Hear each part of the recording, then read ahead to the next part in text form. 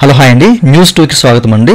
So ఈ వీడియోలో చాలా రకాల ఈపీఎఫ్ సంబంధించిన ముఖ్యమైన అప్డేట్స్ గురించి అయితే మీకు చెప్పబోతున్నాను. వీడియోకి వెళ్ళే ముందు ఇలాంటి విషయాలు మీరు మరింత తెలుసుకోవడం కింద సబ్స్క్రైబ్ బటన్ ఉంది, అంటే ఆఫ్ చేసి మన ఛానల్ సబ్స్క్రైబ్ చేసి పక్కన ఉన్న బెల్ బటన్ని యాక్టివేట్ చేయండి. అనే కాకుండా లైక్ చేయండి. సో లైక్ చేస్తే ఇలాంటి విషయాలు అందరికీ చేరుకుంటే చాలా మందికి ఉపయోగపడతాయి. So please like.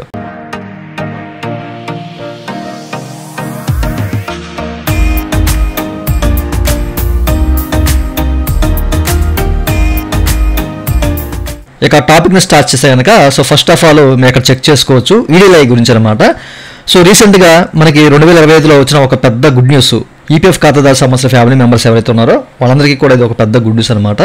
సహజంగా ఏదైనా ఈడీఐ స్కీమ్ కింద మనకి అంటే ఎవరైతే మెంబర్ చనిపోతే సో వాళ్ళ ఫ్యామిలీకి సో సహజంగా ఏంటంటే 2 లక్షల నుంచి 7 లక్షల వరకు బెనిఫిట్ అనేది వస్తుంది కదా ఈడీఐ స్కీమ్ సంబంధించింది.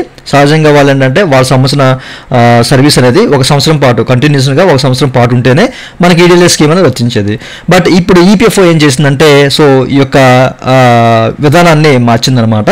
సో ప్రతి ఒక్క ఈపీఎఫ్ ఖాతాదారుడికి ఎవరైతే ఈపీఎఫ్ఓ ఖాతాదారులు అవుతారో సో ప్రతి ఒక్కరికి కూడాను మొదటి సంవత్సరం సహకారం అందిన తర్వాత అంటే ఏదైతే కాంట్రిబ్యూషన్ ఉందో అది అందిన తర్వాత సో వాళ్ళు కనుక ఒకవేళ మరణిస్తే సో వాళ్ళ ఫ్యామిలీకి 50,000 రూపాయల వరకు బెనిఫిట్ వస్తుంది అనమాట. ఓకేనా, మినిమం 50,000 రూపాయలు అయితే ఉంది. సో మీరు చెక్ చేసుకోవచ్చు. ఇన్ కేసు కంటిన్యూషన్గా 1 సంవత్సరం గనక వాళ్ళు చేసి చనిపోతే కనుక ఓకేనా 1 సంవత్సరం తర్వాత సో ఆ 2 లక్షల నుంచి 7 లక్షల వరకు వచ్చే అమౌంట్ ఏదైతే ఉందో సో ఆ సహకారాన్ని వాళ్ళు అందుకుంటారు. బట్ ఈ లోపు కనుక చనిపోతే కనుక ఓకేనా సంవత్సరం లోపు చనిపోతే కనుక వాళ్ళు 50,000 రూపాయల వరకు వాళ్ళ ఫ్యామిలీ అనేది ఓకేనా ఈపీఎఫ్ ఖాతాదారు సంబంధించిన ఫ్యామిలీ అనేది 50,000 రూపాయల వరకు అందుకుంటారు అనమాట. ఓకేనా, సో దీని ద్వారా ఏంటంటే ఎవరైతే ఈపీఎఫ్ ఖాతాదారు సంబంధించిన ఫ్యామిలీస్ 5,000 మంది ఫ్యామిలీస్ ఉన్నారో సో ప్రతి సంవత్సరం వాళ్ళకి బెనిఫిట్ అందుతున్నట్లయితే ఈపీఎఫ్ఓ చెప్తుంది. ఆ తర్వాత వచ్చేసరికి ఎవరైతే ఎంప్లాయర్స్ ఉన్నారో హెచ్ఆర్స్ వాళ్ళకి ఒక ముఖ్యమైన న్యూస్ అండి. సో ఇప్పటివరకు అంటే ఈ మార్చి 2025 సంబంధించిన ఈ డ్యూస్ ఏవైతే ఉన్నాయో ఓకేనా సో వీళ్ళు ఆ డ్యూస్ అనేవి పే చేయాలి. సో ఈపీఎఫ్ ఖాతాదారులకు సంబంధించిన సహకారాన్ని పే చేయాలి. సో వాళ్ళు 15 ఏప్రిల్ 2025 లోపు అయితే పే చేయాలి. పే చేయకపోతే వీళ్ళకి పెనాల్టీ పడే అవకాశం అయితే ఉందన్నమాట. సో ఈ విషయాన్ని మీరు గమనించాలి. ప్రతి ఒక్క ఎంప్లాయర్ గమనించాల్సిన విషయం ఏంటంటే ఈ మార్చి 2025 సంవత్సరం డ్యూస్ అనేవి 15 ఏప్రిల్ 2025 లోపు అయితే మీరు పే చేయాలి, లేకపోతే మీకు పెనాల్టీ పడే అవకాశం అయితే ఉంది. ఓకే, సో ఆ తర్వాత ఇంకో విషయం సరికి ఇక మీరు చెక్ చేసుకోవచ్చండి, సిగ్నిఫికెంట్ గ్రోత్. ఓకేనా, సో ఇక్కడ మనకి ఈపీఎఫ్ అనేది ఈ మధ్య మనకి ఆటో క్లెయిమ్స్ అనేవి తీసుకొచ్చింది కదా. సో దీని ద్వారా సో క్లెయిమ్ సెటిల్మెంట్ రేషియో ఏ విధంగా ఉంది, అట్లాగే అమౌంట్ సెటిల్మెంట్ రేషియో ఏ విధంగా ఉంది అనేది మీరు ఇక్కడ చూడొచ్చు అనమాట. ఓకే, 2023-24 ఆర్థిక సంవత్సరం సంబంధించి 4.45 కోట్లు క్లెయిమ్స్ అనేవి సెటిల్ అయితే 2024-25 ఆర్థిక సంవత్సరంలో 6.01 కోట్లు ఇక్కడ సెటిల్ అయ్యాయి అనమాట క్లెయిమ్స్ అనేవి. సో టోటల్గా రెండింటికి పోల్చుకుంటే కనుక 35% ఇంక్రీజ్ అయ్యింది.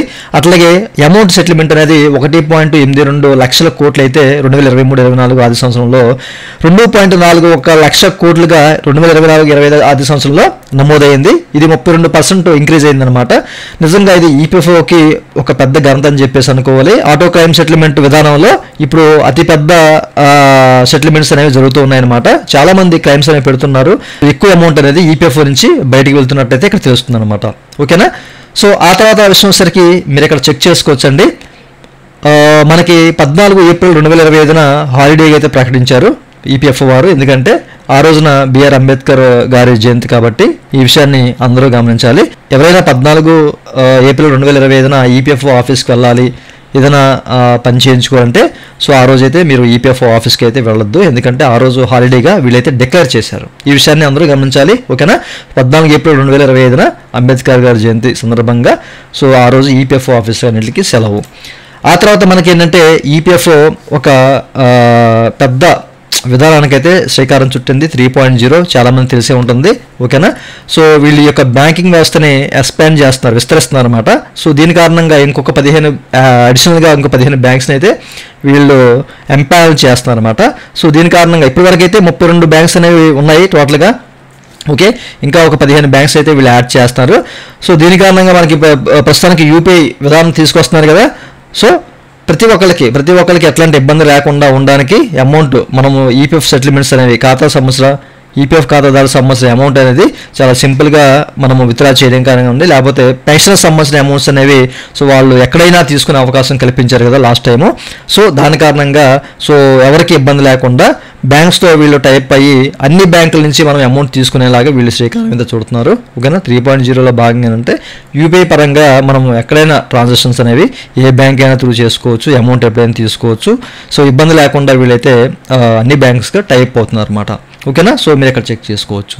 సో ఈ విధంగా ఈపీఎఫ్ అనేది మనకి కొత్త అప్డేట్స్ అయితే తీసుకొస్తా ఉంది కదా. సో ఇట్లా మీకు ఈపీఎఫ్ నుంచి వచ్చిన ఎట్లాంటి న్యూస్ కానీ ఉండే, లేకపోతే మనకి లేబర్ అండ్ ఎంప్లాయ్మెంట్ నుంచి ఎట్లాంటి వార్తలు వచ్చినా కానీ మీకు ఎట్లా తెలియపరుస్తారు న్యూస్ రూపంలో. సో రెగ్యులర్గా అన్ని వీడియోస్ని మీరు ఆదరించినట్లే ఈ వీడియోస్ని కూడా, ఈ న్యూస్ వీడియోస్ని కూడా ఆదరించండి. సో మీకు కొత్త విషయాలు అయితే తెలుస్తాయి. ఇదండి వాళ్ళ వీడియో. ఈ వీడియో మీకు నచ్చిన కింద లైక్ బటన్ ఉంది, లైక్ చేసి మన సపోర్ట్ చేయండి. అలాగే ఇలాంటి విషయాలు మీరు మళ్ళీ తెలుసుకోవడానికి కింద సబ్స్క్రైబ్ బటన్ ఉంది, దాన్ని ట్యాప్ చేసి మన సబ్స్క్రైబ్ చేసి పక్కన ఉన్న button. Thank you for watching and Jai Hind.